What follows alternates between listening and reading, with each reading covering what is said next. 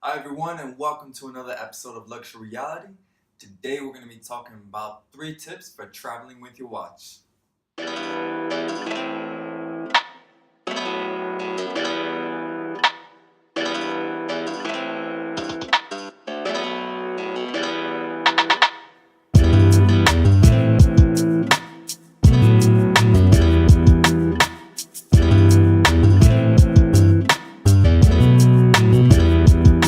So 3 tips for traveling with your luxury watch. Now before we get into that, quick wristwatch check. Today I'm wearing the Omega Seamaster Professional on the NATO strap. It's still really hot here, so you got to keep it nice and light because I don't want to be sweating my way through my leather band. But let's get into it, and that brings us on to our first tip, which is to wear a NATO strap. Apart from the advantage of it being lighter on the wrist and you don't need to worry about sweating through it or anything like that, wearing a NATO strap when you travel also means you can protect your bracelet or the pin buckle on your nice leather strap. I found that out the hard way because about 2 days after buying this, I was on an airplane and I got my first big scratch right on the clasp of it. It's something I've highlighted in my other videos. It is easy to scratch the clasp on those, and yeah, NATO would have saved me that. So you definitely want to be able to protect your bracelet while you're traveling. There's a lot of surfaces you can scratch your watch on. So at least by taking the bracelet out of the equation, that's less damage you can do to your watch. On top of that, wearing a NATO strap also makes your watch a little bit more low-key. Sad reality is that if you're a tourist and you're landing in the airport and you need to take a cab, chances are there are sometimes those people who are out there looking to take advantage of tourists. And seeing a nice shiny metal strap is probably going to attract more of their attention to your watch and make them think that maybe they can take advantage of you. So you don't want to get ripped off, so you want to keep it nice and low key, and a NATO strap does that. But the advantage is that a NATO strap can still look nice and sophisticated in a suit if you're traveling for business. If you don't believe me on that, ask Daniel Craig what he wore in Spectre on his watch. Now, moving on to the second point, and that is wear a dive watch. Now, apart from the fact that dive watches in general tend to be a lot more sturdy because they're built for adverse conditions. They've got 2 really big advantages that help a lot when you're traveling. The first one is the dive bezel. A dive bezel can be used for so many things, and the 2 things that are really useful in an airport are like a chronograph and also as a countdown timer. I used this so much when I was traveling because right after buying it, I went on about 8 international flights in the space of 2 weeks, and I always used it for timing my layovers. So as soon as I would land, I'd know, all right, what time do I need to be at my next gate? I would turn it right to that time, and then I could easily have a quick reference of knowing how much time I had left before I need to get to the gate. Do I have time to go duty-free shopping? Do I have time to get something to eat? Maybe time to catch some sleep. So it's a really useful reference for that. On top of that, you have the lume. So being able to see it and read your watch at night while it's dark is perfect because you avoid having to be that guy who, when the plane is all dark, all the lights are off, and then you turn on your reading light. No one wants to be that guy, and on top of that, usually those reading lights are pretty blinding as soon as you turn them on. So being able to quickly check your time while it's dark means you don't have to bother any of your other fellow travelers, and on top of that, you have a quick reference so you can know what time it is, how much time is left in your flight, etc. The third thing that I recommend when traveling is wear a thin watch. Now, obviously, I've recommended divers, so this can't be, a Piaget Altiplano, but obviously something that's maybe maximum, let's say 13 millimeters. And the reason for that is, again, is to, on the one hand, to keep it low key. You want to be able to cover up your watch with your shirt cuff or your jacket cuff so it doesn't attract unnecessary attention. But more so than that, you want to be able to protect your watch. Airplane cabins are small spaces. There's a lot of metal. There's a lot of areas where you can bump and bang your watch or scratch it. So you want to make sure that you're giving it that extra layer of protection. So while you're sleeping, while you're getting off the plane, whatever it is, so that you're not exposing it to extra opportunities for damage. I'm always someone who advocates using their watches. I don't like when people baby their watches. That's my preference. But at the end of the day, if you're traveling, there's a lot that can happen to your watch, so you need to be wary of it and protect it.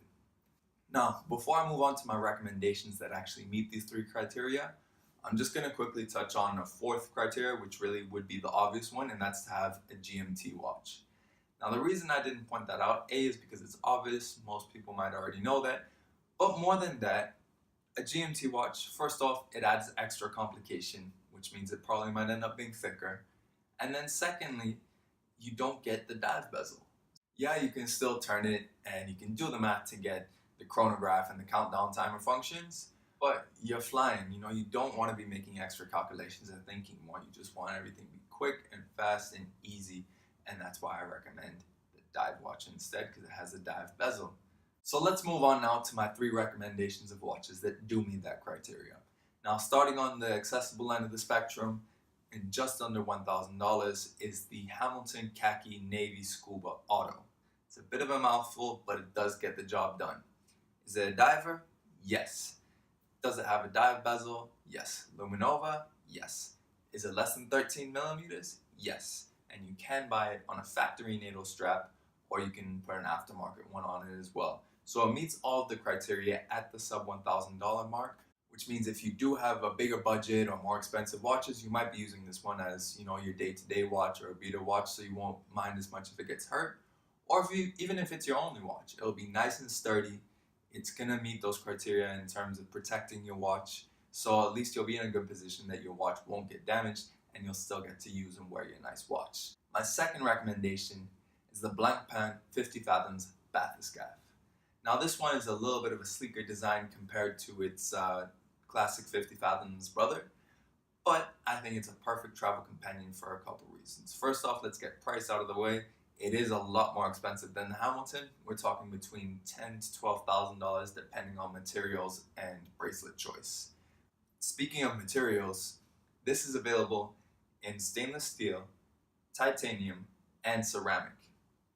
The latter 2 options are both extremely light, and that ceramic is going to be virtually scratch proof. So again, more pluses when it comes to traveling where you don't want to be encumbered by something, and on top of that, you want something that's not going to get damaged easily. Now, it is a little bit over that 13 millimeter threshold at 13.4 millimeters thickness if you're talking about the 43 millimeter version, but you can still tuck it under any jacket and most shirt cuffs, so it still should meet that criteria. It's a diver, so of course you've got the rotating bezel, and Luminova has a ceramic bezel as well, which means that's one less thing that can scratch, and that's regardless of which case material you get. And on top of that, it has a great selection. You can get it on a factory NATO, but I would actually recommend the sailcloth strap because it does bridge that gap a little bit more between formal and informal. While not a full-on leather strap, that sailcloth does give the appearance at a glance of maybe being a leather strap, which means if you're traveling for business and you're conscious that maybe a NATO might be a bit too informal for you, the sailcloth can cover you in terms of that balance between comfort and formality. And it is lined with rubber, which means that if you're sweating on the plane or while you're traveling, you don't need to worry about it sweating through and screwing up your strap. And it does fit very nicely as well, and it's still nice and light as opposed to a bracelet, which can also scratch. Now, my last recommendation should seem obvious, and it is the Seamaster. Whether it's the current one or a previous generation one, this watch, as I mentioned in my review of it, it's so versatile, and I love traveling with it. After learning my lesson about traveling with a NATO instead of the bracelet, I haven't had any more issues in terms of getting big scratches on it, though it does still scratch every now and again, but at least that's from day-to-day wear, not from an area where I know it's going to get scratched.